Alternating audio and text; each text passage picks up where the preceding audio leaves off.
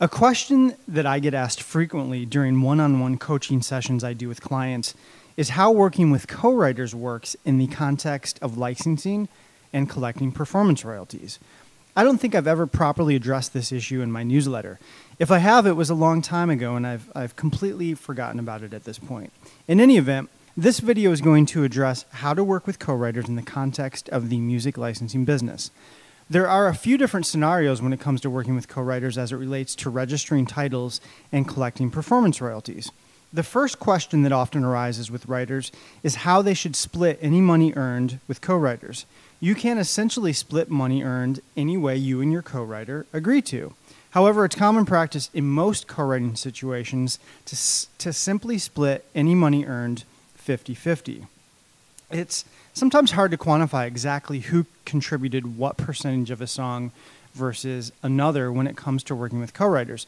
For this reason, most co-writers simply agree to split things evenly. This especially makes sense if you're working with someone over a long period of time. Things tend to balance themselves out. Maybe you contribute a little more in one song, but on another song your co-writer contributes more.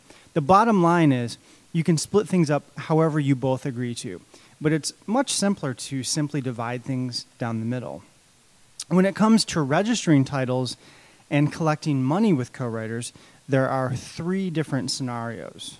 They are, number one, you both belong to the same performing rights organization. This is the simplest scenario. If you both belong to the same PRO, ASCAP for example, you simply both register the title and list the other as the co-writer. When you get paid for the song's usage, you would both get paid an equal amount or whatever amount you both agree to. Number two, you belong to a performing rights organization, but your writer doesn't. In this scenario, you have two choices. One is you could simply register the title yourself as the sole songwriter, and then when you get paid, you would simply pay your co-writer the agreed upon amount.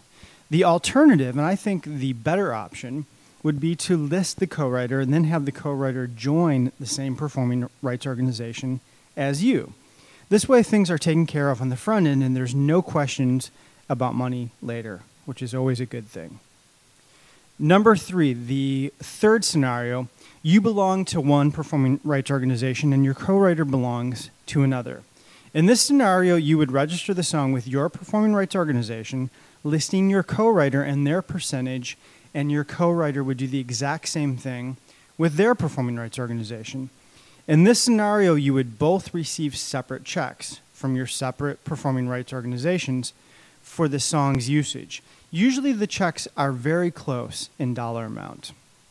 So there you have it. Don't let working with co-writers intimidate you. There are a few more steps involved in terms of getting paid, but if you value working with co-writers, it's really not that big of a deal, and it's a very common situation in the world of songwriting and licensing.